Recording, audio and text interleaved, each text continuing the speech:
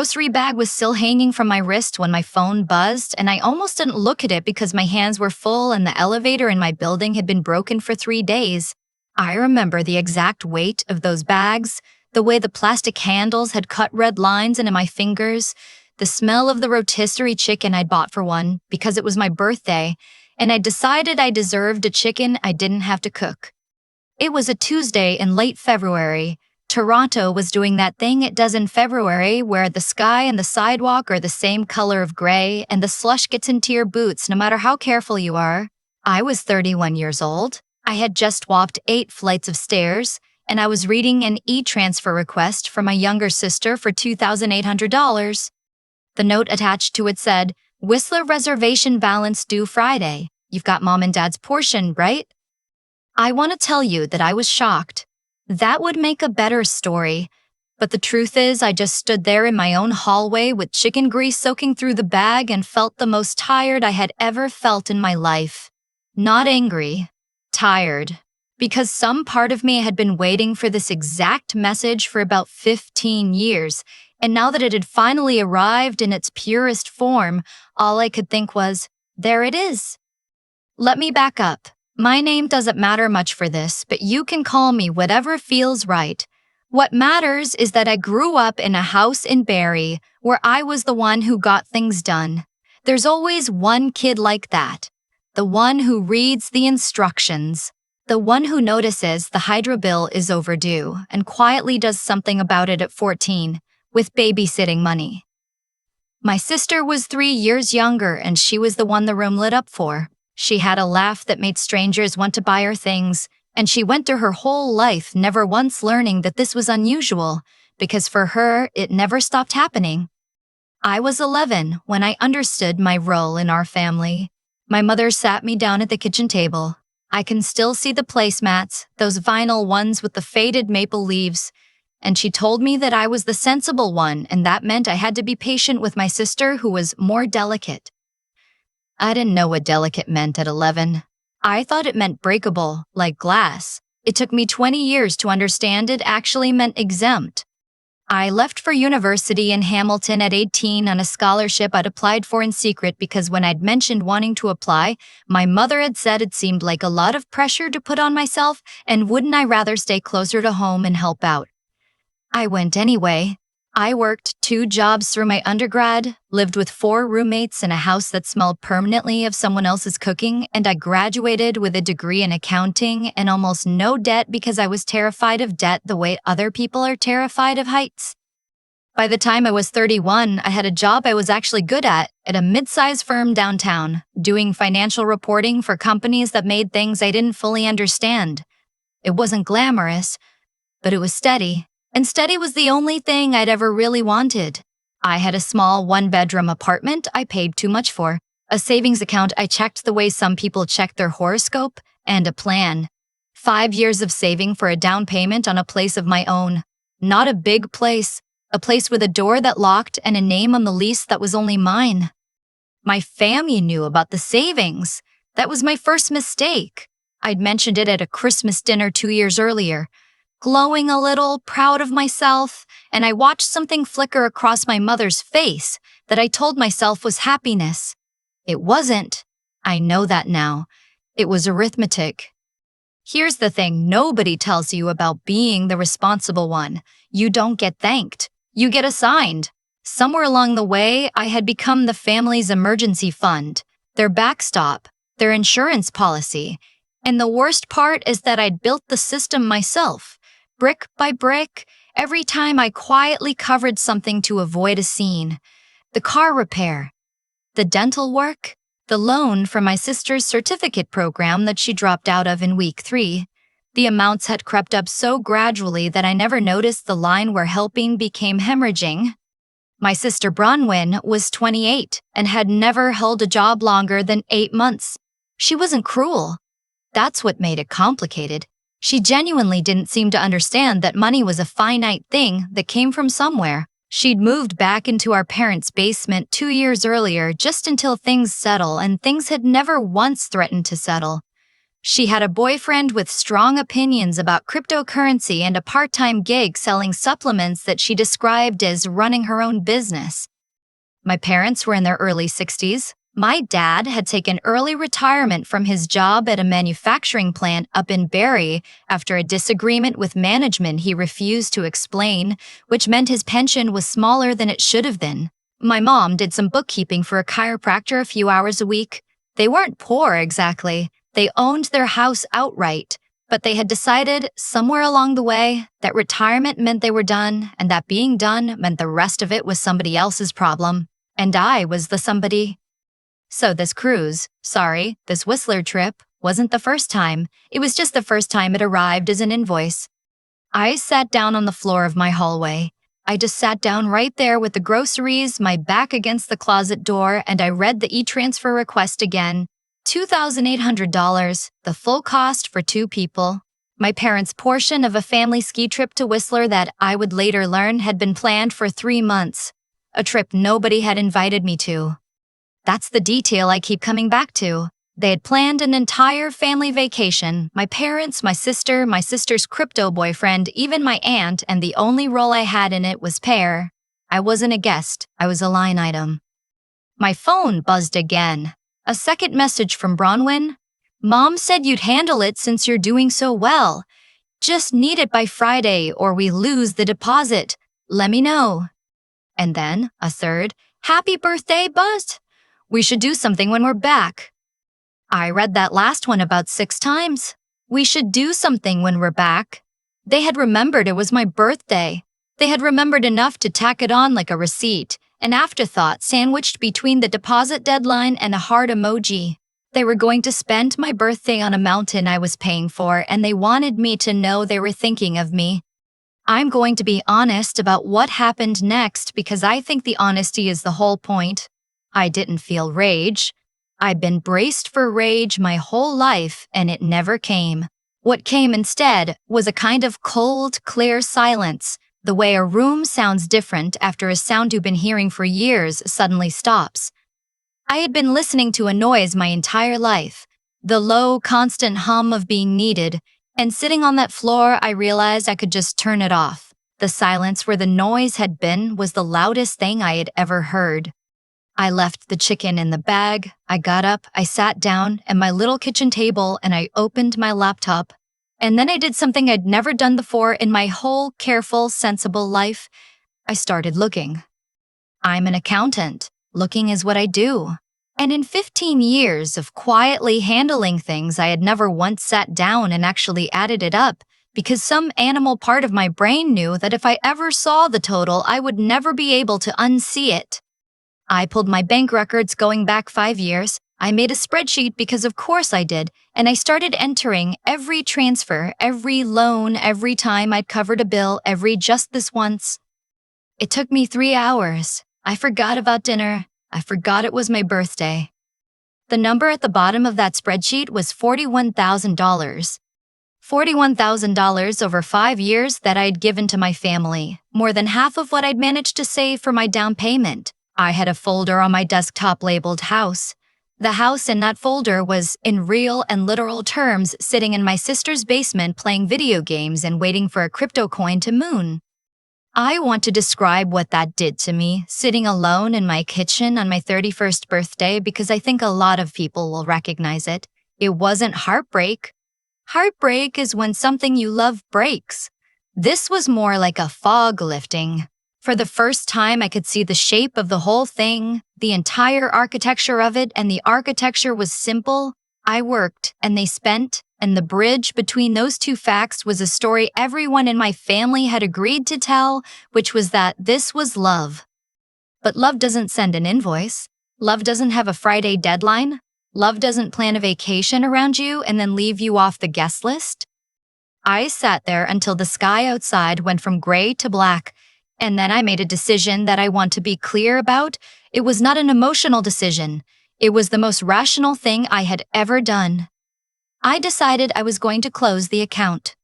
Not metaphorically, there was a real account. 3 years earlier, my mother had convinced me to open a joint checking account for emergencies so she could access funds quickly if something happened to her or Dad. I thought it was reasonable at the time. I'd put a buffer in it, a few $1,000s, and topped it up periodically without thinking about it. I never looked at the statements closely because I trusted my mother and because looking closely was the one thing I'd trained myself never to do. So that night, I looked closely. What I found in those statements is the part of the story that changed everything. Because it wasn't a few emergencies. The withdrawals were constant. Small ones, mostly, the kind that don't trip an alarm. 100 here, 200 there. Groceries, sure, but also a lot of things that were not groceries. There was a recurring charge I traced to a streaming bundle I didn't subscribe to. There were withdrawals at an ATM in a casino and Innisful Casino Rama adjacent, a 40-minute drive from my parents' house. That happened with a regularity that made my stomach drop. Not my mother's name on those, I couldn't prove that. But a pattern. Friday nights, mostly, $200 at a time.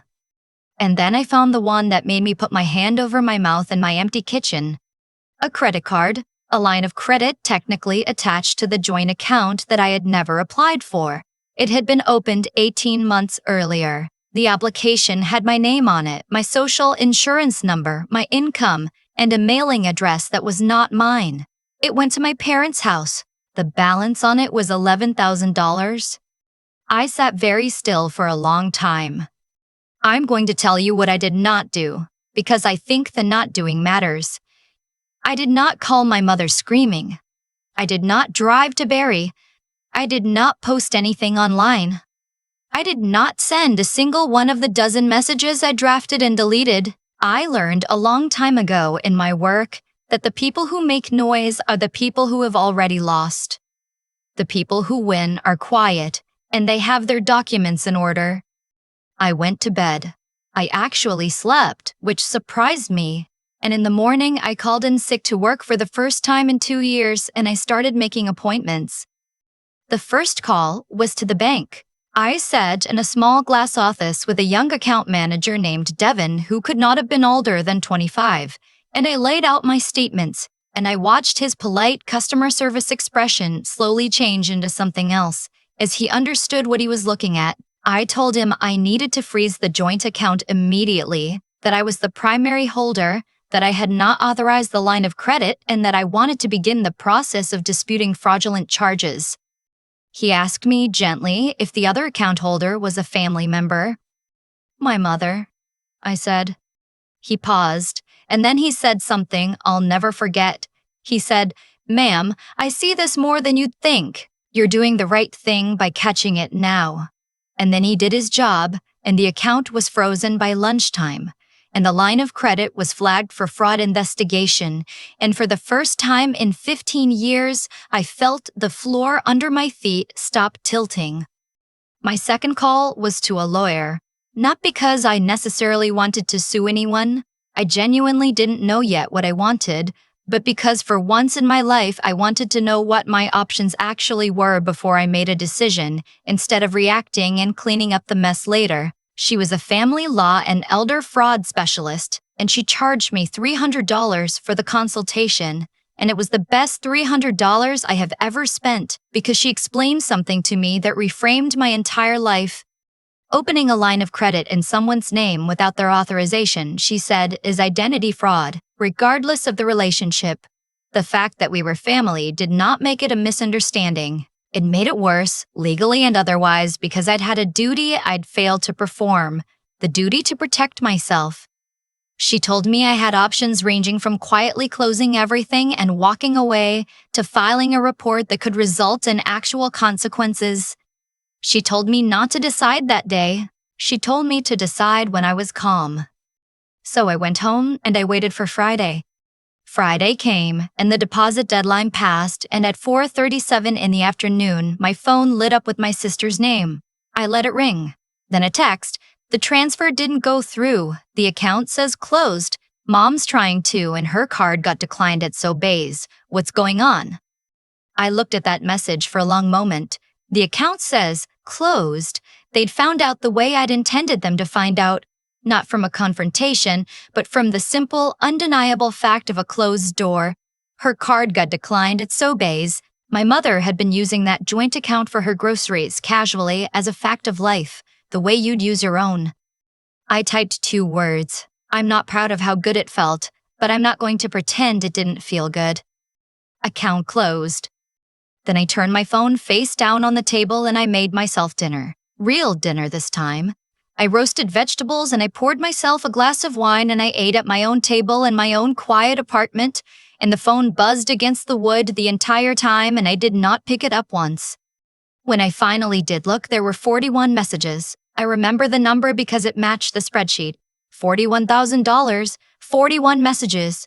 The universe doesn't usually rhyme like that. They went through the stages so fast it was almost clinical. First confusion, then my sister panicking, "We're going to lose the deposit, you have to fix this."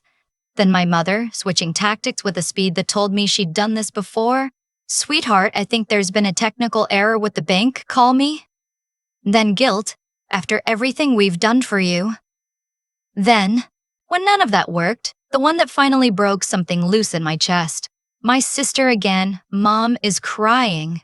Are you happy? That money was for the Whistler deposit and now we look like idiots in front of Aunt Pat. This is so embarrassing. You're being so selfish over your stupid savings." Your stupid savings. There it was, finally, said out loud. The thing the whole family had believed for 15 years but had been too polite to say. My future, my locked door, my own name on a lease. Stupid. A childish thing I was selfishly clinging to instead of fulfilling my purpose, which was to fund theirs. I'm telling you, that text didn't hurt me. It freed me. Because you cannot reason your way out of a story where you are the villain for keeping your own money. There is no sentence I could have typed that would have made my sister say, "You know what? You're right. Your house matters." That conversation does not exist. And realizing that, really finally understanding that no amount of explaining would ever work, was like having a 31-year-old splinter finally work its way out of my skin. I called my mother. I want to be clear that this was a choice, not a reaction. I called her on Saturday morning when I was calm, like the lawyer said. She answered crying. The crying came first, before hello, which is how I knew it was a performance because real crying doesn't audition. She told me how hurt she was, how she didn't understand, how the bank must have made a mistake. And I let her talk the way I'd learned to let people talk, and when she ran out of script, I asked her one question. I asked her about the line of credit. The silence on the other end of that phone was the realest thing my mother had said to me in years. I could hear her recalculating. I could hear in that silence the exact moment she understood that I had looked, that the careful daughter, the sensible one, the one who never made trouble, had finally opened the books. That was for emergencies, she said finally, quietly, the fight gone out of her voice. There was $11,000 of emergencies, Mom, I said, on a card I never applied for, with my name on it. Do you understand what that is? And she said the thing that ended it. She said, "We always knew you'd be okay. You were always the strong one." As if that were an explanation. As if my strength had been a renewable resource they were entitled to harvest. As if being okay were a crime that justified everything they'd taken. I told her the line of credit was being handled as fraud, which was true. I told her she should expect to hear from the bank, which was also true. I did not tell her I was going to ruin her life, because I wasn't. I told her the truth, which was that I loved her, that I would always love her, and that I was never going to give her another dollar as long as I lived, and that those two things were going to have to learn to exist in the same sentence. Then I hung up, and I blocked her number, and I blocked my sister, and I sat in my quiet apartment, and I felt, for the first time in my entire adult life, like the money in my account was actually mine. It's been a year now. I want to tell you the part that people don't expect. I did not file the full fraud report. The lawyer was surprised. I thought about it for a long time, and in the end, I made my mother sign a repayment agreement instead, a real one, drafted by my lawyer, for the $11,000 on the line of credit, with my parents' house as the implicit understanding behind it. She pays me $200 a month, not because I need it, because the principal needed a paper trail. Because for once in our relationship, there is a document, and the document says I am not imagining this. They went to Whistler, by the way. My sister put it on her own crypto boyfriend's credit card, and from what I heard through a cousin, the trip was a disaster, and the relationship ended somewhere around the third gondola ride. I felt nothing about this. That's the part I'm proudest of. Not triumph, nothing. A clean, flat nothing where the obligation used to be. I bought my place 6 weeks ago. It's a small one-bedroom in the East End, older than I am, with a radiator that clangs in a kitchen barely big enough to turn around in. The down payment was smaller than I dreamed of 5 years ago because of the $41,000 that took the long way home. But the name on the deed is mine and only mine, and the door has a lock that no one in my family has a key to. On the first night I slept there, before the furniture came, I sat on the floor of the empty living room with my back against the wall. The same way I'd sat on my hallway floor a year before, and I ate a rotisserie chicken I'd bought for one. And this time it wasn't loneliness. It was the quiet of a room that belongs to you. The silence that comes not from something stopping, but from nothing needing you for once. My mother sends me a card on my birthday now. Just a card, no e-transfer request attached. I don't always open them right away, but I keep them in a drawer because somewhere underneath everything she is still my mother, and I am still a daughter who reads the instructions, who notices what's overdue, who quietly does something about it. The difference now is that the thing I finally noticed was overdue was me. If you've ever been the strong one, the sensible one, the family bank, I want you to hear the only thing I really learned from all of this. Boundaries aren't a wall you build to keep people out. They're a door you finally get to lock from the inside, and the people who get angry that you locked it are telling you very clearly exactly why you needed to. I'm tuning in from a small kitchen in Toronto where the radiator is clanging and the chicken is for one and everything. Finally is paid for. I'd love to know where you're listening from and whether you've ever had to close an account of your own. Sitting on the floor of my new apartment with that chicken for one, I finally understood the arithmetic of my own life. Nothing in this story happened by accident. Every dollar I gave was a brick I laid myself, and the wall I woke up trapped behind was one I built with my own 2 hands. One, just this once, at a time. My family didn't break into my savings. I left the door open for 15 years and called it love, and they simply walked through it the way water finds the lowest point. Cause and effect. That's all it ever was. I think a lot about why it took me so long. It wasn't that I lacked the smarts. I'm an accountant, for goodness sake. I add up other people's lives for a living. The problem was that I refused to add up my own because some quiet part of me knew that the moment I saw the real number, I'd have to do something about it. Knowing how to look isn't the same as being willing to look. The day I finally opened those bank statements, the day I stopped protecting myself from the truth, was the day I started getting free. Clear eyes don't fix anything on their own, but you cannot fix what you won't let yourself see. And then there was the matter of doing the right thing, which turned out to be harder than I expected because doing the right thing meant disappointing people I loved. Bronwyn called me selfish. My mother told me I'd always been the strong one, as if that were permission. For most of my life, I'd let their definition of good mean useful, and being good had quietly cost me $41,000 and a house. I had to learn the difference between being kind and being a doormat.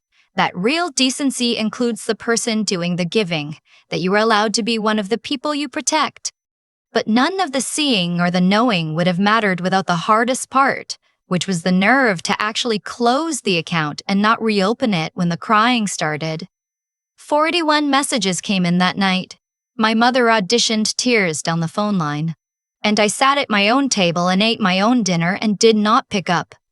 That stillness was not coldness. It was the most strength I have ever shown, because the easy thing, the thing I'd done my whole life, would have been to fold, to send the money, to make the noise stop. Holding a boundary while someone you love sobs on the other side of it is the loneliest courage there is. If you're the one who reads the instructions, who notices what's overdue, who quietly handles it, I hope you hear me. See your own numbers honestly. Decide what's right with yourself included in the math. and then have the spine to lock the door and leave it locked. The people who rage at your boundary are just confirming why you needed one. I lost a cruise I was never invited on. I gained a deed with only my name on it. I'd make that trade 1,000 times.